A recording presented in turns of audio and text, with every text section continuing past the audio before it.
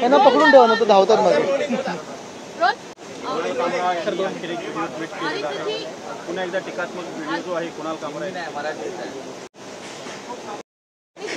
हा कुणाल कामरे यांनी आणखी एक व्हिडिओ ट्विट केलाय आणि त्यात पुन्हा एकदा टीका केली. बघा, मी तो व्हिडिओ पाहिलेला नाहीये. मला वाटतं काल आपण पाहिलं असेल, साधारणपणे मिरची लागली कोणाला आणि त्यांनी कोणाला उद्देशून हे बोललं होतं, ते जी काही गाणं होतं ते हे जग जाहीर झालेलं आणि जी तोडफोड केलेली. पण त्याच्याहूनही जास्ती गंभीर विषय मला हा वाटतो की एकनाथ शिंदेंच्या खासदारांनी त्यांना साप म्हणून त्यांची तुलना करावी. हे मला वाटतं अजून गंभीर आहे. पक्षातल्या पक्षात त्यांची जर अशी इमेज झाली असेल, एक विषय साप आणि साप दोन्ही, तर आता काय पुढे बोलायचं याचं. मग कुणाल कामरा कोण आणि अजून काय कोण, त्यांचेच खासदार त्यांना साप म्हणून असं तुलना करतात. पण आदित्यजी ज्या पद्धतीची तोडफोड बघायला मिळाली होती, कुठेतरी त्यांनी असं म्हटलेलं आहे की नागपूर प्रकरणामध्ये जे आरोपी आहेत त्यांनी त्यांची भरपाई द्यावी. मग हे माझं पण काल पण मी म्हणणं होतं की जे कोणी तोडफोड केली असतील त्यांनी, आता त्यांचे चेहरे आहेत त्याच्यात, त्यांचे सगळ्यांचे व्हिडिओ आहेत, तिथे ते एक पोलीस इन्स्पेक्टर पण दिसतात. तर ह्या त्यांना तर पहिलं पोलिसांना विचारलं पाहिजे की तुम्ही नक्की तिथे करत काय होतात. दुसरी गोष्ट म्हणजे साधारणपणे जसं नागपूरमध्ये जो न्याय लावलेला आहे की ज्यांनी तोडफोड केली आणि त्यांच्याकडून ते पैसे घ्यायलाच पाहिजेत नुकसान भरपाईचे, तसं हे जे काही चेहरे दिसतात ना, मवाली चेहरे, त्यांच्याकडून नुकसान भरपाई सरकार घेणार का? नाहीतर देशात असं पूर्ण हे निरोप जाणार आहे, मेसेज जाणार आहे की आजपासून किंवा कालपासून अशी तोडफोड करणं ह्या राज्यात योग्य आहे, असं मुख्यमंत्री महोदयांकडून मेसेज जाईल. हातातून राहिलंच नाही ना, काय हातात घेणार. प्रशांत तोरडकरला 1 महिन्यानंतर अटक केलेली आहे, मात्र अटक तेलंगणामध्ये झालेली आहे आणि अटक करण्यापूर्वी काही नागपूरचे पोलीस अधिकारी प्रशांत तोरडकरच्या संपर्कात होते, ते त्याला मदत करत होते, म्हणून त्याचं 1 महिना अटक. हे सगळं आता चौकशीतून कळलं पाहिजे. कोर्टाने आता ह्याच्यात पुढाकार घेऊन मग कोणाचं सीडीआर असेल, अजून काय काय असेल, हे सगळं बाहेर आलं पाहिजे. पण एक मला प्रश्न हाच विचारायचा आहे की काल म्हणजे 2-2.5 वर्ष जे एक उपमुख्यमंत्री पण त्यांना जे गद्दार बोललेले आहेत, आम्ही सगळे 33 देशांमध्ये ज्यांची गद्दार म्हणून नोंद झालेली आहे, त्यांच्यावर एक कॉमेडियन गद्दार म्हणून त्यांनी गाणं लिहिलं, लगेच जाऊन तोडफोड होते, सगळं काही होतं, एवढा उद्रेक होतो आणि मुख्यमंत्री महोदय पण त्यांना पाठबळ देतात.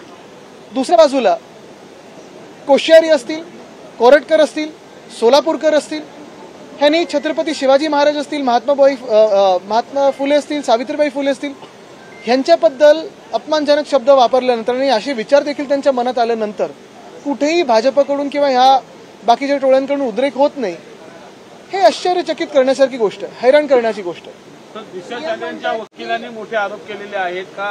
त्यांना करत राहू दे ना, मला त्याच्यावर काही बोलायचं नाही. आदित्य ठाकरेंचे नाही तर उद्धव ठाकरेंचेही पुरावे आमच्याकडे आहेत, त्यांना बोलायचं बोलत राहू दे. बघा, मी पहिलंच बोललो, त्यांना जे बोलायचं ते बोलू दे.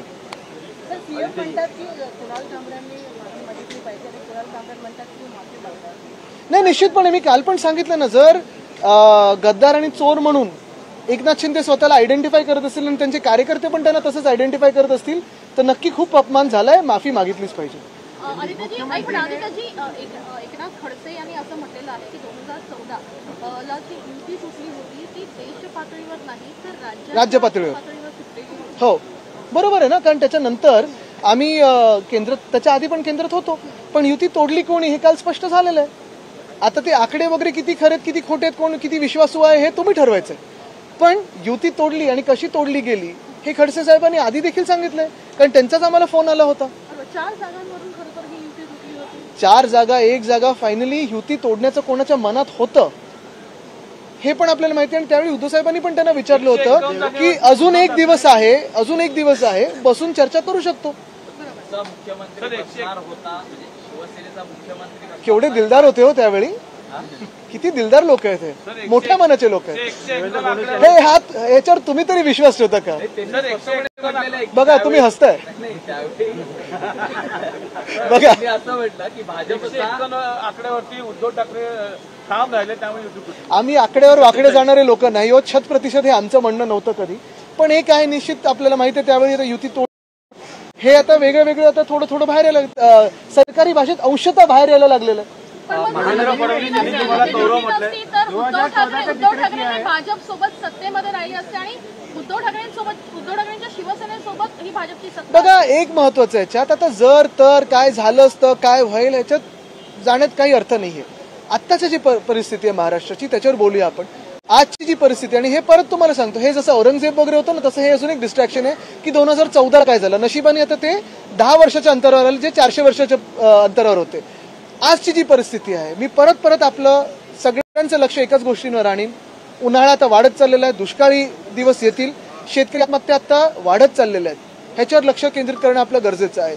सोयाबीनचं जे आज प्रकरण झालेलं आहे, आपण पाहताय गेले 2-3 आठवडे आम्ही न्याय मागतो त्या शेतकऱ्यांसाठी, त्याच्यावर हे सरकार बोलायला काही तयार नाहीये. महिलांवर जे अत्याचार होतात त्याच्यावर सरकार बोलायला तयार नाहीये. सीबीएसईचा अभ्यासक्रम असेल किंवा वेळापत्र असेल, हे आपल्यावर लादलं गेलेलं आहे, त्याच्यावर सरकार बोलायला तयार नाहीये. हे जे महत्वाचे विषय, काल मी रस्त्यांचा जो विषय घेतला होता त्याच्यावर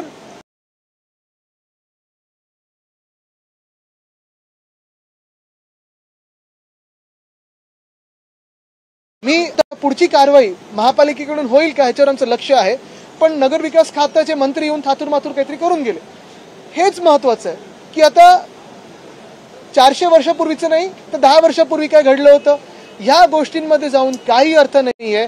आत्ताच्या महाराष्ट्राच्या विषयांवर आपण बोलणं गरजेचं आहे. आज महापालिका आयुक्तांनी ज्या मुंबईतील निविदांमध्ये अनियमितता झालेली आहे, या बाबतीत महानगरपालिकेचे आयुक्त आणि अतिरिक्त आयुक्त प्रकल्प यांनी या सगळ्या निविदांच्या बाबतीत आज आढावा घेतलेला आहे. आणि या आढाव्यामध्ये एकनाथ शिंदेच्या जवळचे कंत्राटदार रडारवरती आहेत, कारण का त्या अनेक कंत्राटांमध्ये ही अनियमितता झालेली आहे. बघा, तुम्हाला सांगू, एक मान्य करायला लागेल की गगराणी साहेब जेव्हापासून महापालिकेत आलेत तेव्हापासून हे सगळे प्रकरण आटोक्यात आणण्याचा प्रयत्न करत आहेत. अर्थात महत्वाचे आधी मुख्यमंत्री जे होते, जे घटनाबाह्य मुख्यमंत्री होते, ते दबाव टाकून आधीच्या पण म्युन्सिपल कमिशनरवर आपल्याला माहिती आहे काय काय कामं पास करून घ्यायची. आता 1.5 लाख ते 2 लाख कोटीची कमिटेड लायबिलिटी आहे, जर रद्द काही केलं नसेल तर. नाहीतर 2.5 लाख कोटीची लायबिलिटी ही महापालिकेवर जेव्हा हे नवीन सरकार बसत होतं तेव्हाच होतं. काल पण आम्ही एक प्रकरण आपल्या लोकांसमोर आणलं, ते हेच होतं की वर्सोवा भायंदर, खरं तर हा प्रोजेक्ट आम्ही आणला होता, पण पुढच्या काही परवानग्या मिळायच्या आधी आमचं सरकार पडलं आणि अजूनही त्या परवानग्या मिळाल्या नाहीयेत, जमीन घेतलेली नाहीये, त्याच्याही आधी टेंडर आणि पैसे काही देऊन मोकळे झालेले आहेत, असंही आधीचं सरकार होतं. आता ह्याच सरकारमध्ये मुंबई महानगरपालिका जी बीएसटी संस्था चालवते, 32 लाख लोक प्रत्येक दिवशी प्रवास करतात, अजून बीएसटीला जनरल मॅनेजर नाहीये. आणि हेच मी सांगतोय ना की उधळपट्टी जी चालली, एका बाजूला आपण पाहतोय लाडके बहिणींचा विषय असेल, शेतकऱ्यांचा कर्जमाफीचा विषय असेल, हे न घेता उधळपट्टी कॉन्ट्रॅक्टर्सवर चाललेली आहे. मी आभार मानीन जर म्युन्सिपल कमिशनरनी ही बैठक घेतली असेल तर, आणि खरोखर आकडे जे आहेत ते लोकांसमोर आले पाहिजे. वाढ केलेली आहे, त्याचबरोबर जे निवृत्त आहेत सदस्य त्यांच्या सुद्धा वेतनामध्ये 24% वाढ करण्यात आली आहे. कसं पाहता म्हणजे चांगलीच गोष्ट आहे, पण जे बेरोजगार युवा आहेत, जे तरुणी आहेत, त्यांना कधीतरी नोकरी आणि असे पगार मिळणं गरजेचं आहे. उद्याचा शेवटचा दिवस आहे, अजूनही विरोधी पक्षनेता निवडला गेला नाही, काय चांगला प्रश्न विचारला. आज आम्ही संविधानावर चर्चा करतोय. गंमत अशी आहे की जे संविधानाला तोडून मरोडून पळून गेले होते, संविधानाचा अपमान करून पळून गेले होते, ज्या लोकांना संविधान बदलायचं होतं, ज्या लोकांना संविधानाबद्दल राग आहे, महामानव डॉक्टर बाबासाहेब आंबेडकरांबद्दल राग आहे, अशी लोक संविधानावर भाषण करतात. एकच अपेक्षित आहे की ह्या संविधानाप्रमाणे, ह्या घटनेप्रमाणे विरोधी पक्ष नेता पद हे उद्या जाहीर झालं पाहिजे. पण आता राज्याची आर्थिक परिस्थिती योग्य नाहीये, 2100 रुपयांसंदर्भात अजून कसं वक्तव्य आलेलं नाहीये, कधीपर्यंत ही परिस्थिती सुधारू शकते, काही निवड लागले सुधारेल.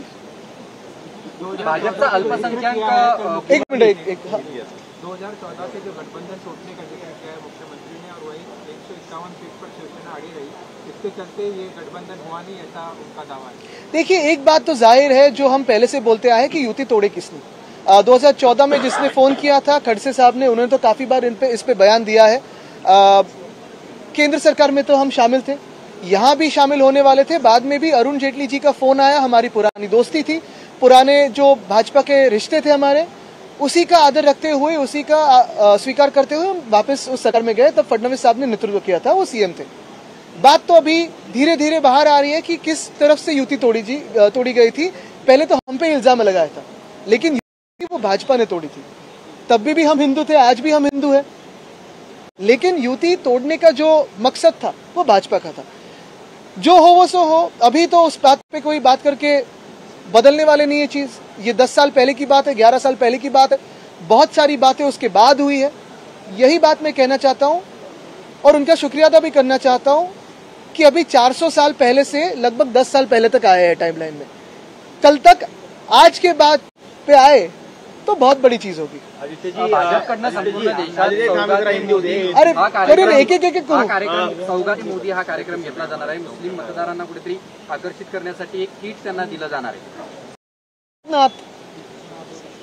हिंदुत्वावर बोलणार आहे त्यांना विचारा. आदित्य जी, एकनाथ शिंदे इन्होंने कल ऐसा कहा है, जो तोड़फोड़ हुई तो उन्होंने कहा कि वो एक्शन की रिएक्शन थी. रिएक्शन कभी प्लान नहीं होती है, और जो भी रिएक्ट करने वाले थे वो ऐसे बाहर आके, अगर आप देखें तो वहां पुलिस बंदोबस्त भी था. मेरा तो यही सवाल है कि इनसे जो भी नुकसान हुआ है उसकी कोई कॉम्पेंसेशन लेने वाले हैं कि नहीं, और फिर क्या इस राज्य में ऐसे रिएक्ट करने को आप लेजिटिमेसी देते हो? सर, कुणाल ने पोस्ट किया है इंस्टा पे और कहा है कि मैंने ऐसा नया क्या कहा जिस पे बखेड़ा हो रहा है. ये मैंने वही कहा जो कभी अजीत पवार ने कहा था. बिल्कुल.